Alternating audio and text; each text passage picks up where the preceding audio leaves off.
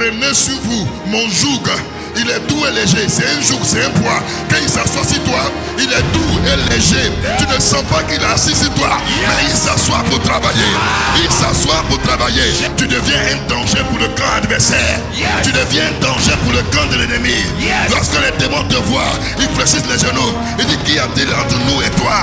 Parce qu'ils voient que tu as le joug doux et léger.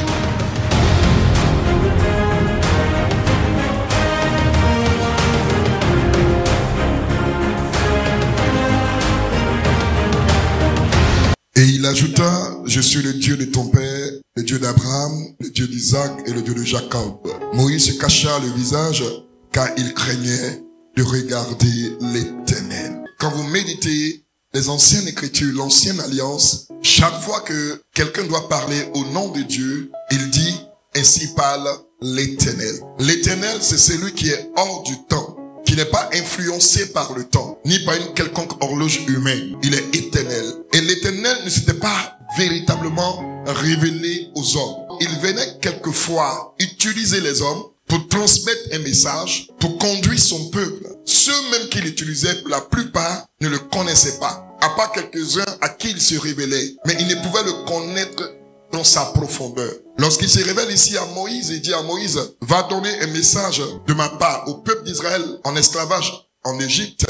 Moïse lui dit, lorsqu'on me demandera qui est celui qui t'envoie, il dit, réponds-leur, je suis celui qui suis. L'Éternel Dieu lui-même se révélait et il utilisait qui il veut. Il agissait comme il veut. Il pouvait même utiliser des animaux. Il a utilisé l'ânesse de Balaam en Nombre 22, verset 28. Donc c'est un animal qui parlait à son propriétaire, à son maître. Et l'animal avait été utilisé par l'Éternel. Personne ne pouvait s'enorgueillir pour dire « Je suis utilisé par l'Éternel ». Même les animaux étaient utilisés par l'Éternel.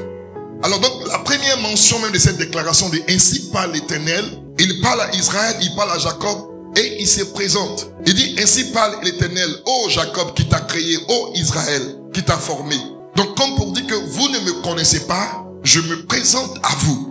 Donc l'Éternel ici était en train de se présenter lorsqu'il utilise la bouche pour dire c'est moi qui t'ai formé, c'est moi qui ai donné existence à ta vie. Même à Moïse, le grand prophète de l'ancienne alliance, l'Éternel dit tu ne peux voir ma face et vivre, car l'homme ne peut voir ma gloire et vivre. Alors quand j'introduis ainsi parle l'Éternel, c'est pour vous montrer la différence entre ainsi parle le Saint-Esprit et ainsi parle l'Éternel. Les gens de l'ancienne alliance utilisaient le ainsi parle l'Éternel parce qu'ils ne le connaissaient pas. Mais ceux de la nouvelle alliance, quand ils disent ainsi parle le Saint-Esprit, ils parlent de quelqu'un qu'ils connaissent. Alors à partir de la personne de Jésus-Christ de Nazareth, le Seigneur a décidé de se révéler aux hommes. Lorsque Jésus sort du baptême des eaux, la Bible dit que le Saint-Esprit descend sur lui sous une forme corporelle, comme une colombe. Depuis ce jour, on a pris la colombe comme le Saint-Esprit. Le Saint-Esprit n'est pas une colombe. Le Saint-Esprit n'est pas un animal. Le Saint-Esprit n'est pas une colombe, n'est pas une biche, n'est pas une gazelle. Le Saint-Esprit est une personne. Le Saint-Esprit est la troisième personne de la divinité. Donc, lorsque le Saint-Esprit vient sous forme corporelle, Dieu donnait un enseignement. Parce que la colombe est caractérisée par la douceur et la simplicité. Pour dire que ceux en qui le Saint-Esprit sera, c'est ceux qui seront doux et simples. Si tu veux savoir si le Saint-Esprit est en toi, faut peser ton orgueil. Si tu es convaincu que tu es orgueilleux, je te le dis, le Saint-Esprit n'est pas en toi. Le Saint-Esprit peut être avec toi sans être en toi. Car il y a trois positions du Saint-Esprit dans la vie d'un homme. Le Saint-Esprit avec nous, le Saint-Esprit en nous et le Saint-Esprit sur nous. Donc la position que le Saint-Esprit se donne à tes côtés est déterminante par rapport à la mission qu'il t'accorde. Vos fils et vos filles prophétiseront. Vos vieillards auront des songes. Ça veut dire que si Dieu veut parler à son fils mais qui n'entend pas sa voix, que ce fils se retrouve dans un endroit où il n'y a pas de chrétiens, qu'il n'y a que des sorciers, le Saint-Esprit peut utiliser la bouche du sorcier pour donner une révélation aux enfants de Dieu.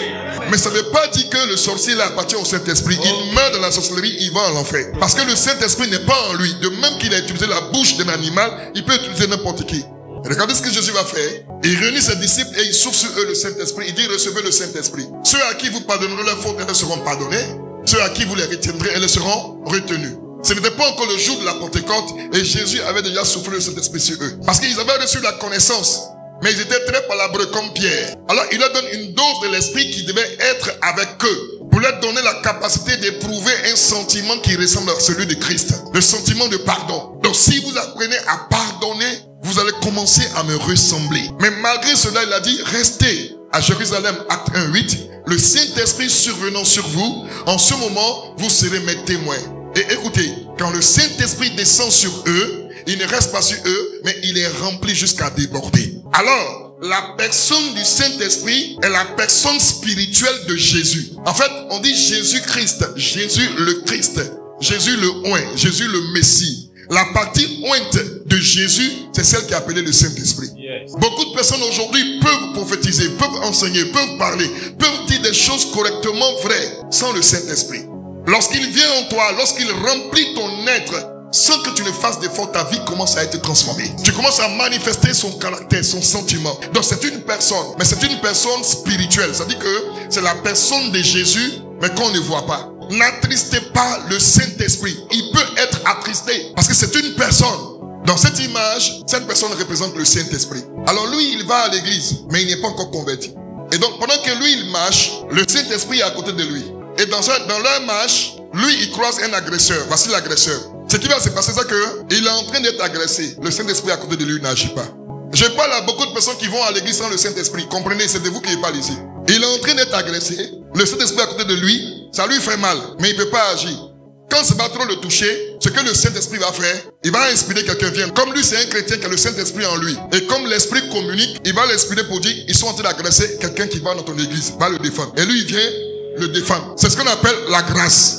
Parce qu'il ne veut pas le voir mourir sans le recevoir. Donc il lui a accordé la grâce. Ce n'est pas une obligation. Il marche avec le Saint-Esprit, mais il n'appartient pas au Saint-Esprit. C'est pourquoi Satan peut le réclamer. Parce qu'en fait, en même temps qu'il marche avec le Saint-Esprit, Satan aussi marche avec lui. Donc il est au milieu. Or, la différence c'est que le Seigneur, c'est lorsque tu rentres en alliance avec lui qu'il agit. Or, Satan, tu as alliance ou tu n'as pas alliance, il te prend. Parce que lui, c'est un voleur. Pourquoi Jésus ne s'est pas mis devant Satan pour dire, arrête, sors. Il dit, j'ai prié pour que ta foi, le fait que tu crois en moi là, c'est une foi. Et c'est là où beaucoup se trompent. Ils pensent que le fait d'avoir la foi, ils sont sauvés. La Bible dit, vous croyez que Dieu existe, vous faites bien. Les démons le croient aussi. Donc le fait que tu penses que tu crois, tu penses que tu arrives, tu n'es pas arrivé. Même Satan croit plus que toi. Parce que quand toi tu crois là, tu ne trembles pas. Mais quand le diable il croit, il entend Dieu, il tremble. Ça veut dire, il sait de quoi Dieu est capable. Le deuxième niveau, c'est que lui maintenant, il dit à Dieu, je t'offre mon cœur. Entre dans ma vie. Donc le Saint-Esprit, il va rentrer en lui. Il devient une seule personne. Comme Jésus a dit, celui qui m'a vu a vu le Père.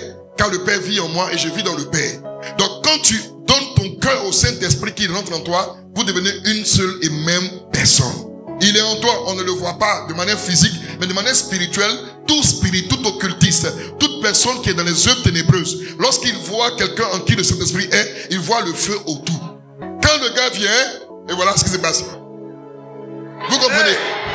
Luc 10, verset 19, voici, je vous ai donné le pouvoir de marcher sur les serpents, les scorpions, sur toute la puissance de l'ennemi, et rien ne pourra vous nuire. Parce que le Saint-Esprit en lui. Et qu'est-ce qui se passe? Il crée une circonférence. Il crée un cercle de protection. Il crée un cercle glorieux, un cercle de feu, dans lequel le diable ne peut pas pénétrer. Yes. Ça, le Saint-Esprit est en lui. C'est le deuxième niveau. Quand on rentre dans le troisième niveau, la perfection, on parle de l'onction. L'onction, c'est le mandat. On ne peut pas mandater quelqu'un sans lui donner la valeur qu'il faut pour mettre en évidence et exécuter bien son mandat. Le troisième niveau, c'est que le Saint-Esprit descend sur lui. Et quand il descend sur lui, il descend maintenant comme un vêtement. Dans le deuxième niveau, le Saint-Esprit en toi, il agit, mais on te voit plus. Or, dans le troisième niveau, on ne te voit pas, c'est lui on voit. Et Brasia Karabasa. Ça veut dire qu'il agit comme un vêtement. Yes. Et dans ce troisième niveau, ça veut dire que là où tu rentres, quand il y a le trouble, la paix s'installe. Yes. Parce que lorsque tu prends le Saint-Esprit, quand il descend sur toi, ce qu'il fait de toi, il fait de toi son trône. Or, c'est un roi. Et quand un roi est assis, c'est là qu'il ordonne. Dans le troisième niveau, dans cette troisième dimension, lorsque le Saint-Esprit s'assoit sur toi, tu deviens un trône ambulant de la gloire de Dieu. Yes. Donc partout où tu passes, tu es en train de transporter la gloire de Dieu. Yes. Tu entres dans un hôpital, les malades guérissent. Yes. Tu rentres dans une situation difficile, le Seigneur apporte la paix. Yes. Quand quelqu'un est troublé, quand tu salues la personne reçoit la joie. Yes. Parce que le Saint-Esprit s'est assis sur toi. Yes. Et c'est ce à quoi le Seigneur nous appelle. C'est en cela qu'il dit que vous serez mes témoins. En comment on peut être son témoin? Témoin, c'est la capacité de faire ce que le maître a fait. Okay. Ce que tu as vu le maître faire. Reproduire la chose. Yes. C'est ce qui fait de toi un témoin. Si tu ne donnes pas capable de reproduire ce que le maître En fait, tu n'es pas encore un témoin. Tu es un assistant, un observateur. Mais tu n'es pas encore entré dans la dimension de témoignage. Car la dimension de témoignage, c'est ceux qui sont capables, outillés pour reproduire la force et le ministère de leur maître. C'est pourquoi le maître dit en Jean 14, verset 12, à ceux qui croient en moi. Écoutez bien, le texte grec est mal transcrit. Il est en train de dire simplement à ceux qui sont oints par moi, ils feront ce que j'ai fait et ils en feront de plus grand. Ce que nous voulons donc, ce que nous désirons donc, cette troisième dimension, la dimension de l'onction, où l'esprit est sur nous. Venez à moi, vous qui êtes fatigués et chargés, je vous donnerai du repos. Maintenant, il a dit quelque chose que les gens n'ont pas compris. Il dit, prenez sur vous mon joug. Il est doux et léger. C'est un joug, c'est un poids. Quand il s'assoit sur toi, il est doux et léger. Tu ne sens pas qu'il est assis sur toi, mais il s'assoit pour travailler. Il s'assoit pour travailler. Je prophétise sur ta vie ce matin. Je prophétise sur ta vie ce matin. Tu reçois ce joug doux et léger. Je dis, personne ne peut résister. Lorsqu'il est assis sur toi, tu deviens un danger pour le camp adversaire. Tu deviens un danger pour le camp de l'ennemi. Lorsque les démons te voient, ils fléchissent les genoux. Il dit, qu'y a-t-il entre nous et toi? Parce qu'il voit que tu as le joug doux et léger. Mais beaucoup de personnes disent, l'esprit m'a dit, sans continuer, parce que l'esprit, il y a esprit de combien aussi. Il y a un autre même, n'est pas allé loin, il dit, l'ange qui est à côté de moi m'a dit, ce n'est pas la mission de l'ange de Dieu. Les anges là, Dieu les a mis en mission de l'ancienne alliance. De la nouvelle alliance, ils sont là. Mais la présence du Saint-Esprit fait qu'ils n'ont plus de travail, ils sont au chômage. Exact. Maintenant, je vous pose la question, entre Jésus et les anges, qui est puissant? Maintenant, ce Jésus-là, il vient habiter en toi, entre toi et les anges, qui est puissant? Moi, je ne réponds pas, répondez vous-même. Alors, en Apocalypse, on dit, voici, j'ai vu l'agneau assis sur le trône. En fait, c'est la finalité. Mais avant d'arriver à la finalité, il prend notre vie comme l'exemple, comme le témoignage, comme le modèle de la finalité. Donc, l'agneau qui est Jésus, qui est en même temps le Saint-Esprit qui est assis sur le trône final, pour que nous puissions juger les nations, c'est ce même agneau, lorsqu'il te oint, il s'assoit sur toi, tu deviens un trône. C'est pourquoi la Bible dit, en 1 Corinthiens 2,14, l'homme spirituel juge de tout. Il n'est lui-même jugé par personne. Donc nous sommes ici le modèle de la finalité. Donc ce que les gens ne peuvent pas voir, Dieu nous donne pas seulement de voir, mais de recevoir. Donc la gloire qui était invisible aux hommes, de peur de mourir, cette gloire vient s'installer en toi et sur toi. Faites attention aux paroles qui sortent de votre bouche. Quand tu sens que Dieu t'a oint, fais attention aux paroles qui sortent de ta bouche. Ne plaisante même pas. Même une injure qui sort de ta bouche est une malédiction. Parce que toute parole qui sort de ta bouche est chargée. Que celui qui a des oreilles entende ce que l'Esprit dit aux églises. À celui qui vaincra, je donnerai à manger de l'arbre de vie qui est dans le paradis de Dieu. Il dit que celui qui a les oreilles entende. Alors tu te poses la question de savoir, mais j'ai des oreilles. Mais pourquoi je n'entends pas? Parce que Dieu ne parle pas de tes oreilles physiques. Il y a un autre type d'oreille que Dieu te donne lorsque tu es en communion avec le Saint-Esprit. Un autre type d'oreille qui te permet d'entendre des choses que les autres n'entendent pas. Un autre type Dieu que Dieu te donne qui te permet de voir des choses que les autres ne voient pas. Un autre type de bouche que Dieu te donne pour déclarer sa part, des paroles que les autres ne peuvent pas déclarer. C'est pourquoi il ne faut pas prendre le nom de Dieu en vain.